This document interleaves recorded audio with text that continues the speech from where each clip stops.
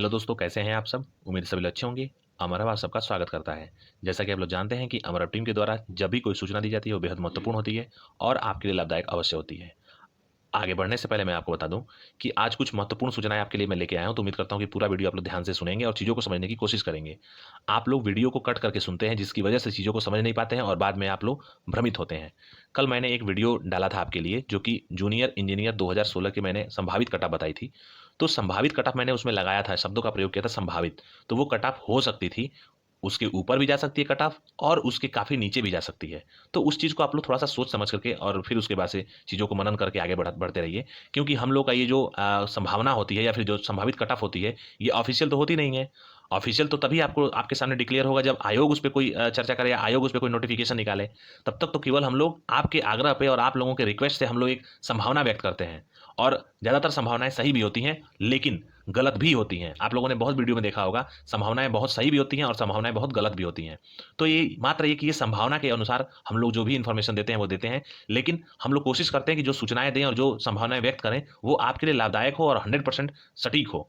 लेकिन कल के कट ऑफ के बारे में आप लोग सुने होंगे और देखे होंगे, तो उसके लिए बिल्कुल परेशान मत होइए। उससे कट ऑफ काफ़ी लो भी जा सकती है और कट ऑफ उतनी भी रह सकती है, तो उसमें मैं कोई ज़्यादा कहने की कोशिश नहीं करूंगा। अब मैं बताऊं आप लोगों से कि असिस्टेंट स्टैटिकल ऑफिसर की नई भर्तियों से संबंधित कुछ सूचनाएं सोशल मीडिया के माध्यम से और अलग अलग आरटीआई से मिल रही है कि आयोग में करीब करीब 2000 के आसपास अध्याचन पहुंच चुका है। अब इस अध्याचन के अकॉर्डिंग, चूंकि नया सेशन चल रहा है तो इसमें भी कुछ अध्याचन आने वाले हैं। जब अध्याचन ये इनके पास है तो हो सकता है कि ये जो वैकेंसी है ये निकाली जाए और बहुत जल्द ये वैकेंसी पीटी 2022 के अनुसार ही निकाली जाए। क्योंकि जो सचिव साहब इस समय हैं आयोग में, वो काफ़ी अच्छे से काम कर रहे हैं और सारी जितनी भी प्रोसीजर है उस प्रोसीजर को फॉलो करते हुए अब तेजी से काम आयोग में हो रहा है। तो थोड़ा सा हम लोग को इंतजार करना चाहिए। लेकिन कुछ बच्चे आप में से ऐसे भी हैं, असिस्टेंट स्टेटिकल ऑफिसर के कैंडिडेट्स एस्पेरेंट्स, जो भविष्य में आने वाले वैकेंसी में पार्टिसिपेट करेंगे। वो लोग एप्लीकेशन के माध्यम से और तमाम अन्य माध्यमों से आयोग को अवगत करा रहे हैं कि उनका विज्ञापन जल्दी निकाला जाए। तो ये अच्छी बात है। एक विधिक रूप से आप लोग अगर अपना आग्रह कर रहे हैं आयोग से और आयोग उस पर अग्रिम कार्रवाई करे तो ये बहुत अच्छी बात है। और उम्मीद करते हैं कि इसका जो पद है वो बहुत जल्दी आयोग के द्वारा निकाला जाएगा। इसके साथ साथ मैं बता दूं आप लोगों से कि यूपी ट्रिपल एससी में जो रिजल्ट आने का क्रम है, इसमें जूनियर इंजीनियर 2016 का रिजल्ट आपका बहुत जल्द आ जाएगा। हो सकता है कि नेक्स्ट मंथ के फर्स्ट वीक में ही आपका रिजल्ट देखने को मिल जाए। और जितने आप लोगों के मन में प्रतिद्वंदिता चल रही है कट ऑफ से रिलेटेड या कट ऑफ को लेकर के, तो आप लोग बिल्कुल परेशान मत होइए। आप लोगों ने अपना पेपर दिया है और आप लोगों, अगर आप लोग पढ़ के दिए हैं और आपके पास आपके ऊपर अपने खुद का गट्स है कि आपने पेपर सही दिया है, तो निश्चित तौर पर सिलेक्शन आपका 100% होगा। तो कट ऑफ के लिए बिल्कुल परेशान मत होइए। कट ऑफ जो भी जाएगी वो डिसाइड आयोग करेगा, लेकिन उसका पार्टिसिपेशन आप लोगों का ही है। यानी कि आप लोग ही पेपर दिए हैं, तो आप लोग के पेपर के बेसिस पे ही कट ऑफ बनेगी। तो उसके लिए बिल्कुल परेशान मत होइए। जो आप लोग के माइंड में चल रहा है उसी के आसपास कट ऑफ रहेगी, बिल्कुल उसमें घबराने की आवश्यकता नहीं है। इसी के साथ साथ मैं बता दूं कि फॉरेस्ट गार्ड का रिजल्ट फिजिकल का रिजल्ट बहुत जल्द आने वाला है। उसके लिए आप लोग बिल्कुल इंतजार कर सकते हैं और बहुत जल्द इसका आने वाला है। फॉरेस्ट गार्ड का जो फिजिकल हुआ था उसका रिजल्ट। इसके बाद आयोग का जो अगला रिजल्ट होगा वो जेई 2018 का होगा, क्योंकि आपको पता है कि नोटिस के माध्यम से आयोग 27 मई को पेपर कराने जा रही है कुछ बच्चों के, जिनके ओएमआर में थोड़ी सी गड़बड़ी हो गई थी किसी कारणवश। तो उनका पेपर होने के बाद से आपके रिजल्ट पे काम सब शुरू हो जाएगा और जून के लास्ट तक निश्चित तौर पे जेई 2018 का रिजल्ट देखने को मिलेगा। इस पर भी मैं अनुमानित कटा बताऊंगा जब समय आएगा तो। लेकिन फिलहाल आपका रिजल्ट बहुत जल्द आएगा, इसमें कोई परेशान होने की आवश्यकता नहीं है। इन्हीं कारणों से जो दिक्कतें आई थी, इसी की वजह से आयोग आपके रिजल्ट पे काम नहीं कर पा रहा था और आपका रिजल्ट नहीं आ पा रहा था। अदरवाइज जेई 2016 से पहले ही जेई 2018 का रिजल्ट आ गया होता। अब रिजल्ट में कोई दिक्कत नहीं होगी। जून के लास्ट तक आपका रिजल्ट 100% जेई 2018 का डॉक्यूमेंट वेरिफिकेशन के लिए आ जाएगा। इसी के साथ साथ वन दरोगा का भी रिजल्ट हो सकता है कि जून के लास्ट तक ही निकाल दिया जाए, क्योंकि वन दरोगा में अगला जो कार्यक्रम है वो है फिजिकल का। तो फिजिकल हो सकता है कि जुलाई या अगस्त के फर्स्ट वीक में फिजिकल लगे। मैं अभी बता देता हूँ आपको, या तो जुलाई के लास्ट में या अगस्त के फर्स्ट वीक में फिजिकल लग सकता है वन दरोगा का, और इसका जो रिजल्ट है वो जून के लास्ट तक आ सकता है। इसका अनुमानित कटा मैंने पहले बता रखा है और समय आने पर मैं इसको बता दूंगा। आप लोग बिल्कुल इसके लिए परेशान मत होइए। एएसओ 2019 का रिजल्ट इसके बाद से निकाला जाएगा और ये जो रिजल्ट है एएसओ 2019 का, ये जून के लास्ट में या जुलाई के फर्स्ट वीक में इसका भी रिजल्ट आ सकता है। क्योंकि आयोग जिस तरीके से काम कर रहा है, ये पेंडिंग काम को, यानी कि जो बैकलॉग वैकेंसी थी आयोग के पास, उनको क्लियर कर रहा है एक तरफ से। तो एएसओ 2019 में भी ज्यादा टाइम नहीं लगेगा, फाइनल रिजल्ट इसका आयोग जो है इस पे दे देगा। मंडी परिषद 2018 में अभी शासन से इनको पूर्ण रूप से कोई भी जो दिशा निर्देश है वो नहीं मिला है। जैसे कोई इनको दिशा निर्देश मिलेगा, ये लोग अगला अगला कदम उस पर करेंगे कि मंडी परिषद में रिजल्ट निकालना है या फिर इनकी दोबारा री एग्जाम कराना है। तो जो भी निर्णय आयोग करेगा और जो भी जानकारी निकल के आएगी, मैं आपको आपके साथ शेयर करूंगा। लेकिन अभी तक इस पर कोई भी सूचना नहीं मिल पा रही है कि इसमें क्या निर्णय लिया गया है। इसी के साथ साथ जूनियर असिस्टेंट की जो शॉर्ट लिस्टिंग है वो बहुत जल्द आपको देखने को मिल जाएगी ऑफिशियल साइट पे। और इसका जो पेपर है वो जून के लास्ट तक संभावित है कि इसका जून के लास्ट तक इसका पेपर भी हो जाए। जिस तरीके से 26 और 27 जून को वीडियो का री एग्जाम होने वाला है, तो वीडियो के री एग्जाम के पहले या 2-4 दिन बाद हो सकता है कि आपका जूनियर असिस्टेंट का पेपर हो जाए 1262 पदों के लिए। और इसमें जहां तक बात है कि अभी तक इसका पेपर हो गया होता, लेकिन जो एकेडमिक की बात है अभी तक शासन से इनको 100% पूर्ण रूप से दिशा निर्देश नहीं मिला है कि इसमें एकेडमिक हटाया जाए या एकेडमिक इसमें रखा जाए। लेकिन जो आगे आने वाली भर्ती है जेई जूनियर असिस्टेंट 2023 यानी कि पीटी 2022 के अनुसार, उसमें एकेडमिक नहीं होगा, ये 100% श्योर है। और उसकी सीटें काफ़ी अच्छी खासी होने वाली हैं, करीब 3500 के आसपास सीटें आएंगी और उसमें केवल और केवल रिटन एग्जाम की बेसिस पे ही सिलेक्शन आपका होगा। इसी के साथ कुछ मेंबर अपॉइंट होने वाले हैं आयोग में, जैसा कि आप लोगों ने नोटिफिकेशन के माध्यम से देखा होगा। उत्तर प्रदेश शासन ने उनके अपॉइंटमेंट के लिए कुछ नोटिफिकेशन निकाला था कुछ दिन पहले, और वो सोशल मीडिया पर काफ़ी वायरल हो रहा था।